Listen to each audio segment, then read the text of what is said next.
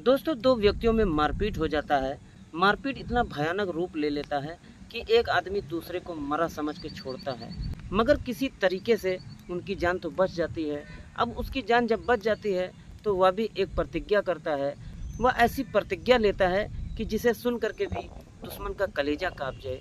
वह कसम खाता है कि जब तक मैं तुम्हें मार नहीं दूंगा, अंतिम रूप से जब तक तुम्हें खत्म नहीं कर दूंगा, तब तक मैं पूरे कपड़े नहीं पहनूंगा। और इसका कारण यह था कि उस व्यक्ति ने उसके कपड़े उतार कर उसको बांध करके मारे थे। अब दोस्तों, प्रतिज्ञा तो ले लेता है, लेकिन किसी को मारना या फिर मार देना इतना आसान नहीं होता है। वह आदमी तमाम कोशिश कर लिया, लेकिन कभी उसको मार नहीं पाया और वह आदमी ताउम्र ऐसे ही बिना कपड़ों के घूमता रहा। लेकिन दोस्तों, अब प्रतिज्ञा पूरा हो या ना हो, जिंदगी तो चलती ही रहती है।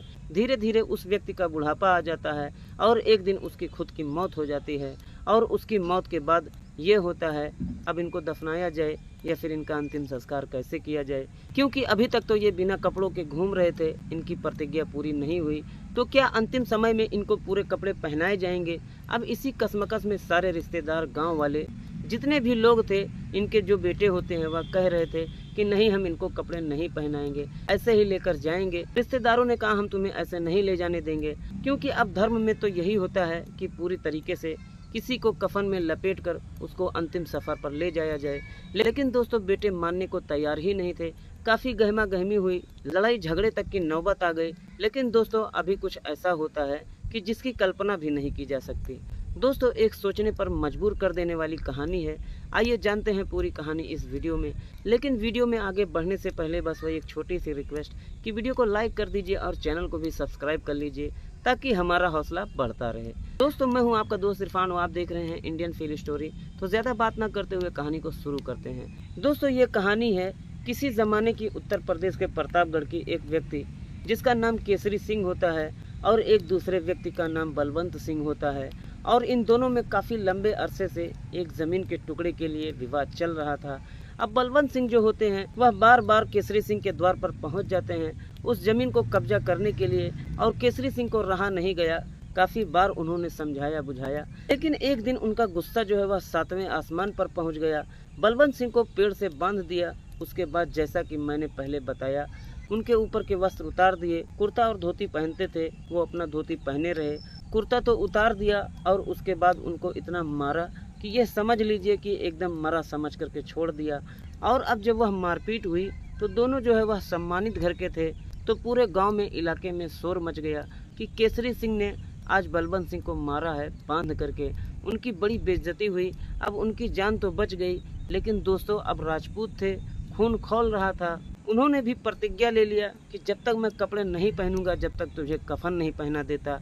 अब दोस्तों, यह प्रतिज्ञा तो कर लिए और सब जानते थे कि बलवंत सिंह ने प्रतिज्ञा कर लिया है तो पूरा ही करेगा। और इस वजह से जो केसरी सिंह थे वह सावधान हो गए थे। बहुत कोशिश उन्होंने कर ली, लेकिन बलवंत सिंह को कामयाबी नहीं मिली। इंतजार करते करते उनके दो बेटे भी जवान हो गए। बेटों को उन्होंने कहा कि तुम लोग मेरी प्रतिज्ञा पूरी करने में मेरी मदद करोगे। जो बेटे थे वह समझदार थे। वह बोले, सिर्फ तुम्हें कपड़े पहनाने के लिए हम किसी की जान ले लें, उसके बाद जिंदगी भर जेल में सड़े? तो भैया पिताजी, हमसे यह नहीं हो पाएगा, हम किसी की जान नहीं लेंगे। आप जो है अपना कपड़ा पहने या ना पहने। अब दोस्तों, बलवंत सिंह को भी बेटों से साथ नहीं मिला। उनके रिश्तेदारों ने भी उनको समझाते रहे, जो हो गया सो हो गया, गलती तुम्हारी ही थी। तुम उस जमीन पर हक जता रहे थे तो जमीन तुम्हारी थी ही नहीं। लेकिन वो मानने को तैयार ही नहीं थे। अब दोस्तों, ऐसे देखते देखते समय काफ़ी बीत गया। उनके एक बेटे की शादी पड़ी। अब शादी में वह जाए कि ना जाए, बिना कपड़े पहने कहाँ जाए? दोस्तों, वह कभी भी अपने गांव से बाहर जाते ही नहीं थे, बाजार तक नहीं जाते थे, कहीं नहीं जाते थे, क्योंकि ऊपर से आदमी जो कुछ भी डाला हो धोती पहन के कहाँ जाए, अपने घर पे ही वह रहते थे। अब शादी में जब बेटे की बारात जाना हुआ, बेटे की शादी में जाना हुआ, तो फिर अब अजीब सी असमंजस की स्थिति आ गई। सब लोग बोले कि भाई कपड़ा पहन लो, अब तो चलो। बोले मैं नहीं जाऊँगा। दोस्तों, वह नहीं गए। बेटे की शादी हो गई, लेकिन बलवंत सिंह अपने समधी के यहाँ नहीं गए। किसी तरीके से जो है सब कुछ हुआ। दूसरे बेटे की भी शादी का दिन आया, दूसरे बेटे की भी शादी हो गई। बलवंत सिंह ने कहा कि अगर मेरे बेटे इतने ही लायक होते तो मेरी प्रतिज्ञा पूरी करने में मेरी मदद करते, मेरा साथ देते। लेकिन रिश्तेदारों ने भी कहा, तुम्हारी जिद है, तुमने अपनी जिद की वजह से जो है ऐसे घूम रहे हो, तो भाई बेटों की ज़िंदगी क्यों ख़राब कर रहे हो? अब दोस्तों किसी ने उनका साथ नहीं दिया, साथ कोई देता भी कैसे, कोई अच्छी प्रतिज्ञा तो थी नहीं, किसी को मारने की प्रतिज्ञा उन्होंने ले रखी थी, कौन साथ देता। फिलहाल दोस्तों धीरे धीरे उनकी उम्र बीत गई। जिस समय उन्होंने झगड़ा किया था करीब 40 से 42 साल के आसपास की उनकी उम्र थी। 70 से 75 साल हो गए, बीमारियों ने घेर लिया और बलवंत सिंह एक दिन इस दुनिया से विदा हो गए। अपनी प्रतिज्ञा को अपने मन में लिए हुए अधूरी प्रतिज्ञा के साथ उनकी मौत हो गई।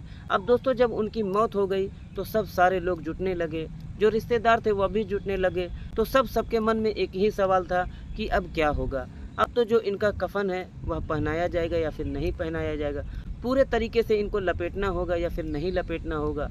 लेकिन इनके प्रतिज्ञा क्या होगा, क्योंकि धीरे धीरे खुशफुसाहट शुरू हो गई। बेटों ने कहा नहीं, हमारे पिताजी जो है जैसे थे अभी तक बिना वस्त्र के घूम रहे थे, तो इनको जो है ऐसे ही हम लोग लेकर जाएंगे, इनका क्रियाक्रम, इनका दाह संस्कार ऐसे ही कर देंगे। लेकिन जो रिश्तेदार थे वो मानने को तैयार ही नहीं थे। वो बोले ऐसे कैसे होगा, इन्होंने जो प्रतिज्ञा खाई थी, जो कसम खाई थी, कोई अच्छी तो थी नहीं। अब इनकी मौत हो गई है तो भाई इनको तो पूरे रीति रिवाज के साथ जैसा होता है कफन में लपेट कर पूरा ले जाया जाएगा। यही सब चल रहा था। घंटों बीत गए, बेटे मानने को तैयार ही नहीं थे। उधर जो केसरी सिंह थे उन तक यह खबर पहुंचती है। दोस्तों वह गांव में ही थे, लोग उनके सामने गए कि भाई आज तुम्हारी वजह से वहां पर बहुत अजीबोगरीब स्थिति हो गई है, उन्होंने तुम्हें मारने की प्रतिज्ञा खाई थी, तुम जिंदा हो और ऐसे ऐसे वहां पर चल रहा है। अब केसरी सिंह जो थे वह दोस्तों असमंजस में पड़ जाते हैं और उसके बाद वो सोचते हैं कि क्या करूं, मेरी वजह से 25 सालों से बलवंत जो था ऐसे घूम रहा था, बिना वस्त्र के घूम रहा था, आधे कपड़े पहनकर घूम रहा था। दोस्तों उन्होंने जो है एक नोट लिखा, उसमें उन्होंने लिखा कि मेरी इच्छा है कि बलवंत को उसके अंतिम सफ़र पर पूरे मान सम्मान के साथ निकाला जाए, उसको पूरी तरीके से कफन में लपेट कर ले जाया जाए। और मैं जो कुछ करने जा रहा हूँ इसमें किसी की कोई गलती नहीं है। मेरा मन नहीं मान रहा है, मेरा दिल कह रहा है कि मैं चाहता हूं कि पूरे मान सम्मान के साथ उसका अंतिम संस्कार हो और मेरी वजह से जो पिछले 25 सालों से ऐसे घूम रहा था बिना कपड़ों के, उसको कम से कम अंतिम समय में उसके साथ ऐसा ना हो, उसे पूरे कपड़े पहनाकर विदा किया जाए। लेकिन उससे पहले जो उसकी प्रतिज्ञा थी, तो उसकी जो प्रतिज्ञा है मैं पूरी कर देता हूँ, इसमें किसी की कोई गलती नहीं है। दोस्तों वह बलवंत सिंह से 2-3 साल बड़े थे, न जाने कहां से उनके हाथों में इतनी ताकत आ गई। उन्होंने अपनी जो बंदूक थी वह उठाई और पूरी ताकत के साथ उसका ट्रिगर दबा दिया और खुद को अपने आप को गोली मार दी। और उसके बाद जब कुछ ही देर के बाद सबको मालूम पड़ा कि केसरी सिंह ने ऐसा कर लिया है, सब लोगों ने वह कागज देखा जिस पर उन्होंने सारा कुछ लिख रखा था। दोस्तों उनके घर वाले तो रोने लगे, लेकिन जो सारे लोग थे, जो गाँव के लोग थे, जो रिश्तेदार थे, वो लोग बोले भाई दुश्मन हो तो ऐसा हो कि एक दुश्मन की इज्जत करने के लिए अपनी जान दे दी। अब दोस्तों कहते हैं उसके बाद जो केसरी सिंह थे उनके इच्छा के अनुसार पहले उनको जो कफन में लपेटा गया और फिर उसके बाद बलवंत सिंह को कफन में लपेटा गया और दोनों को साथ में निकाला गया। दोनों की चिताएं अगल बगल में ही जलाई गई और कहते हैं कि उसी दिन से उस खानदान की दुश्मनी भी खत्म हो गई। दोस्तों अजीबोगरीब घटनाएं इस संसार में हुई हैं, होती रहेंगी, जिस पर यकीन कर पाना मुश्किल है। तो दोस्तों ये रही कहानी। मेरे ख्याल से केसरी सिंह एक महान इंसान थे। क्या वाकई में थे या फिर आपको क्या लगता है, आप कमेंट बॉक्स में ज़रूर बताइएगा। तो दोस्तों ये रही कहानी। अगर वीडियो अच्छी लगे हो तो प्लीज़ वीडियो को लाइक करें और चैनल को सब्सक्राइब कर बेल आइकन को ज़रूर प्रेस करें। दोस्तों इस कहानी को सुनाने का मकसद किसी को परेशान करना नहीं है और ना ही किसी का दिल दुखाना है, बस आप लोगों को जागरूक और सचेत करना है। मिलते हैं किसी और वीडियो में किसी नई कहानी के साथ। जब तक के लिए आप अपने और अपने परिवार का ख्याल रखिए। जय हिंद, जय भारत।